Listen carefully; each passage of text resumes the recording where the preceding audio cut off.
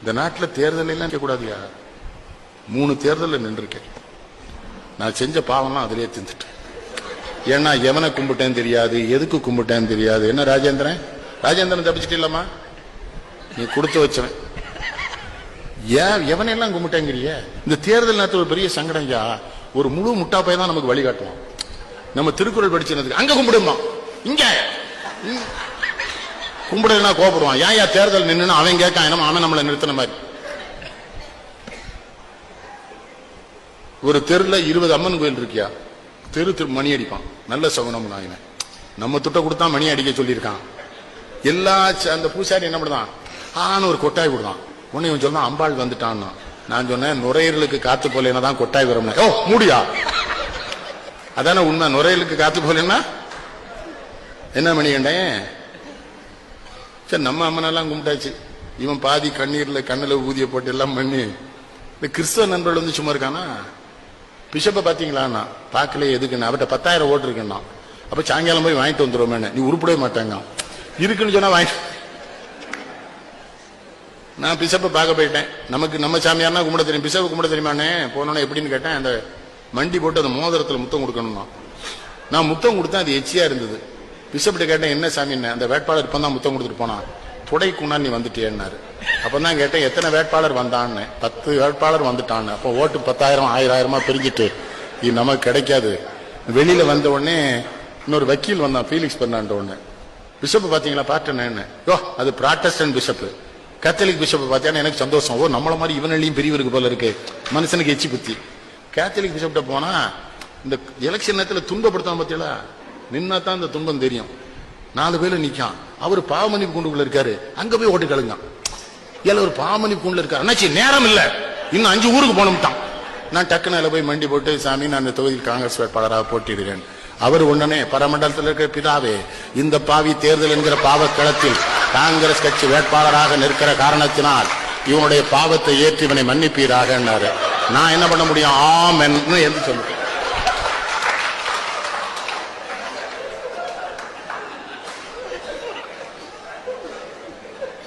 அதோட உடல் ஐயா, இன்னொரு கட்டடத்துக்குள்ள கூட்டு போனா ஒரு சின்ன லைட் எரியுது. அங்க எத்தனை பேர் இருக்கானே தெரியல. ஆம்பளையும் பொம்பளையுமா உட்கார்ந்து இருக்கான். ஏசு வருகிறார், ஏசு வருகிறார். நான் சொன்னேன், அவருக்கு தான் நம்ம தொகுதியில ஓட்டு இல்லையே, அவர் ஏன் வர? அங்கே ஒருத்தர் சும்மா இல்லையா. திடீர்னு என்ன பண்ணானுவா, ஆலே லூஜா ஆலே லூஜான்னா பாதரி கூட வந்தல 2 பேருக்கு வேட்டியில ஒண்ணுக்கு போய் என்ன சத்தம் போனா இருட்டுலன்னு. உங்களை சிந்திக்க வைப்பதற்காக இந்த செய்திகளை சொல்லுகிறேன். இது தேர்தலா? யோசிச்சு பாருங்க.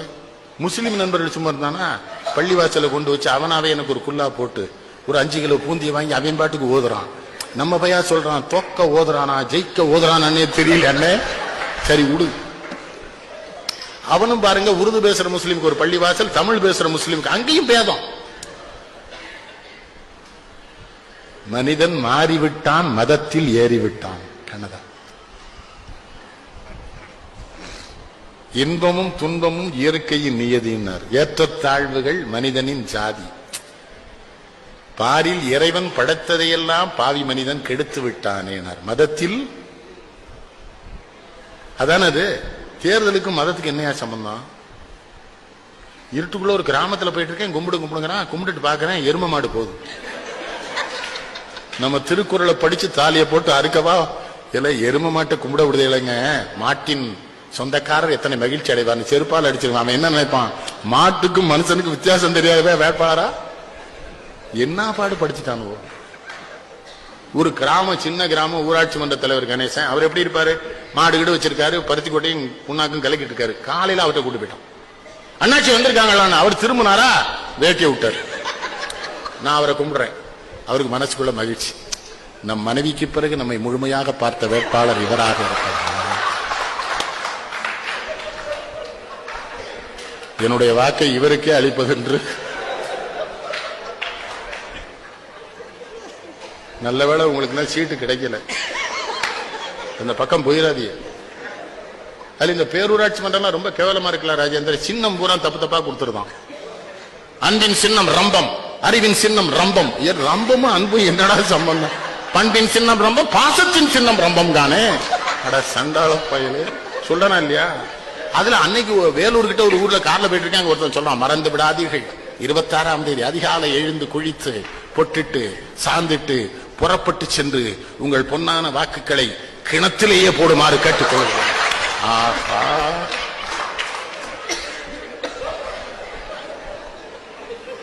உலகத்திற்கு ஞானம் தந்த நாடு இந்தியா என்று பெருமை பேசுகிறோம். ஆனா உள்ளூர்ல ஒரு தேர்தல் நம்ம இவ்வளவு கேவலப்படும்.